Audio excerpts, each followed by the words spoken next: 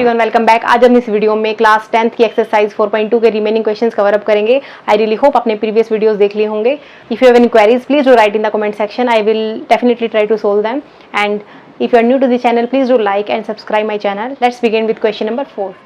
The statement is find the two consecutive positive integers, sum of whose squares is 365.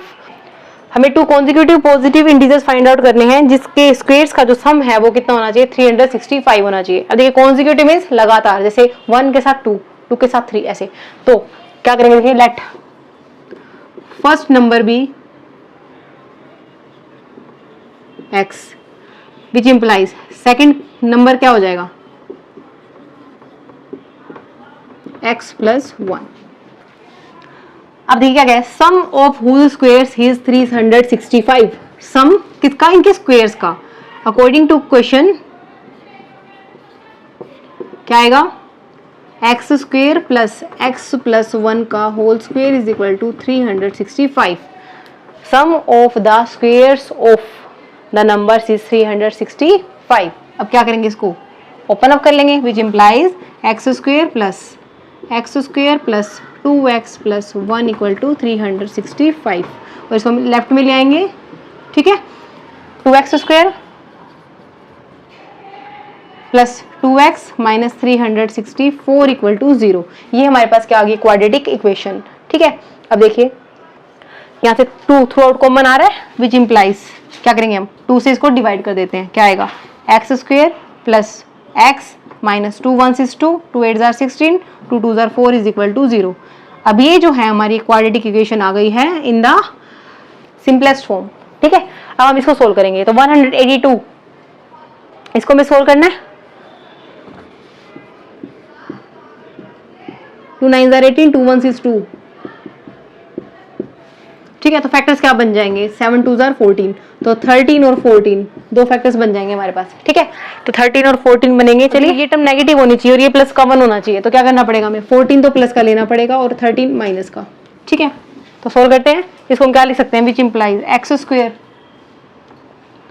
+ 14x - 13x - 182 equal to 0।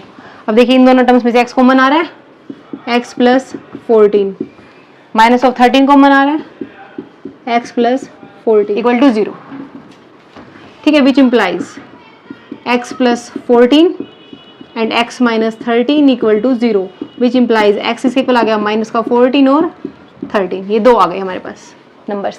अब देखिए again ये जो है हमारा यहाँ खत्म नहीं हुआ है क्वेश्चन। क्वेश्चन क्या है, हमें पॉजिटिव इंटीजर्स फाइंड आउट करने हैं और हमने अभी सिर्फ x की वैल्यू निकालनी है, विच मीन्स हमने सिर्फ अभी इस इक्वेशन को सोल्व किया है। अब हमें x और y की जो वैल्यूज हैं नंबर्स की वो भी तो निकालनी है। तो अगर इफ जो फर्स्ट नंबर है अगर हम -14 ले लें, तो विच इम्प्लाइज जो सेकंड नंबर होगा वो किसके इक्वल होगा, 14 + का 1, है ना। तो -14 + 1 किसके इक्वल आ गया, -13। यानी अगर पहला नंबर -14 होगा तो दूसरा नंबर -13 होगा। And if first number is 13 then second number किसके इक्वल आएगा, 13 + 1 विच इज इक्वल टू 14, ठीक है। तो ये जो पार्ट है ना दो, ये सोल्व करके आने हैं। मोस्टली बच्चे यहाँ स्टॉप कर देते हैं, ठीक है, कि x की वैल्यू निकल गई, वो भूल जाते हैं कि हमें नंबर्स फाइंड आउट करने थे, ठीक है।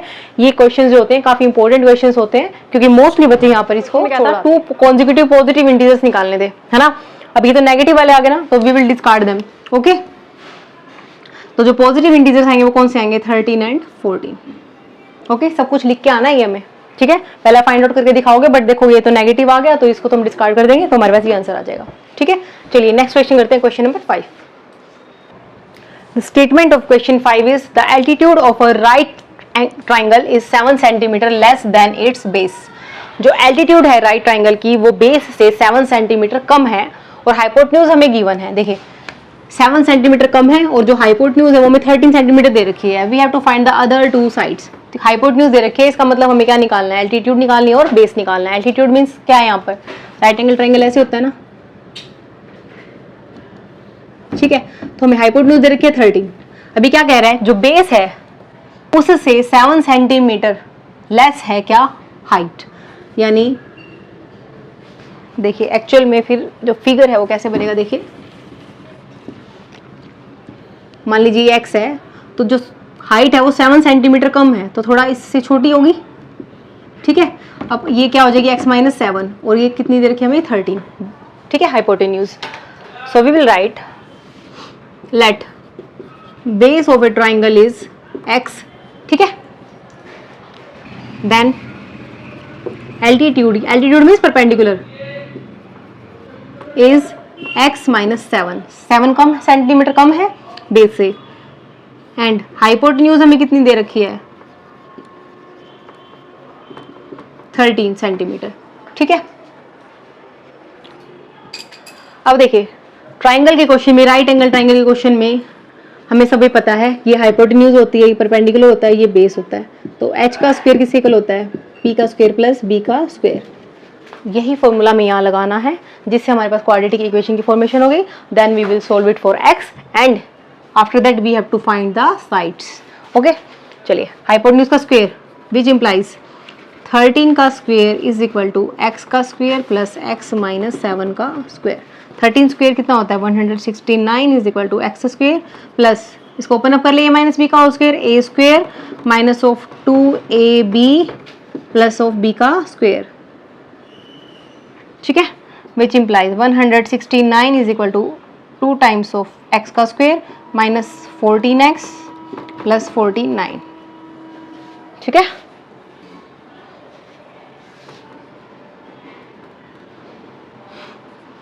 सोल्व कर लेते हैं, विच इम्प्लाइज 2x का स्क्वायर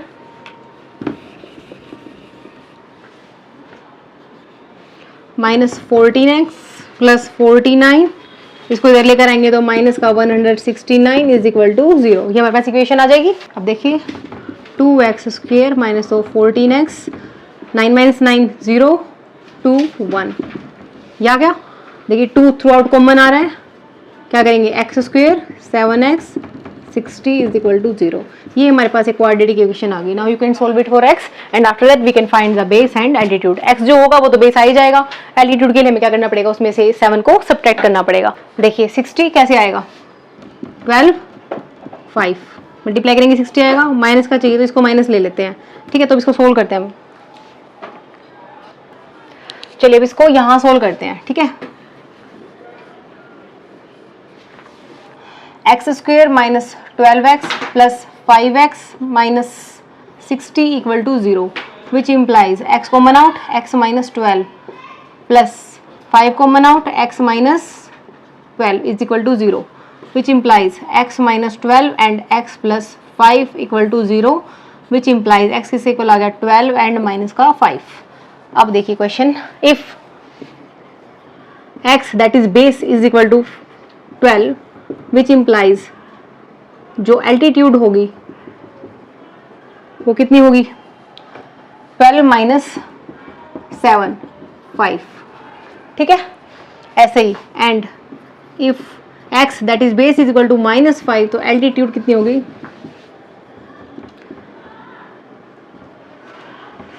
माइनस 5 माइनस 7, ये तो हो नहीं सकती, ठीक है, नेगेटिव में, तो क्या आंसर आ जाएगा ये वाला। ओके, तो हमारा जो बेस होगा वो कितना होगा 5 सेंटीमीटर, सॉरी 12 सेंटीमीटर, एल्टीट्यूड कितनी होगी 5 centimetre and the hypotenuse given 13 centimetre.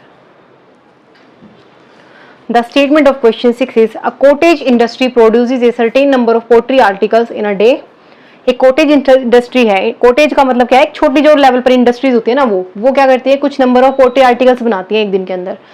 It was observed that on a particular day the cost of the production of each article was 3 more than the twice of the number of the particles produced on that day. एक relation दिया गया है किसमें, जो cost आती है production के लिए और जो आर्टिकल्स की फॉर्मेशन होती है एक दिन में उनके साथ, ठीक है। If the cost, total cost of the production on that day was 90 rupees, अगर टोटल कॉस्ट जो है प्रोडक्शन की वो कितनी है एक दिन की 90 रुपीज है, तो हमें निकालना है कि find the number of articles and produced and the cost of each article, जितने नंबर ऑफ आर्टिकल बनते हैं, ठीक है, और जो कॉस्ट आती है हर एक आर्टिकल। सॉल्यूशन क्या, let the number of articles are x, ठीक है। अभी क्या कह रहे हैं, जो कॉस्ट है आर्टिकल की वो नंबर ऑफ आर्टिकल्स से दुगना करने के बाद उसमें 3 और ऐड कर दो, ठीक है। क्या कह रहा है ये, 3 more than the twice of number of the articles, ठीक है। तो cost of the one article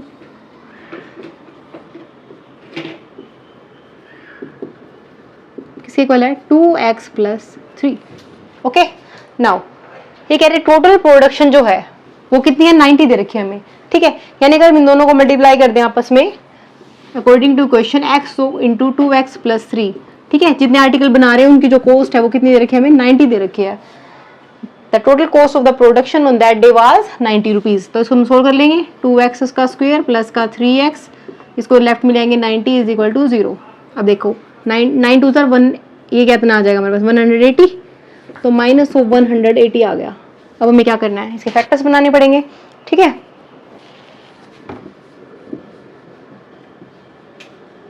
one 180 है ना, 2 9s are 80 0, 2 9s are 80 0, 3 3s are, or you can write 2 45,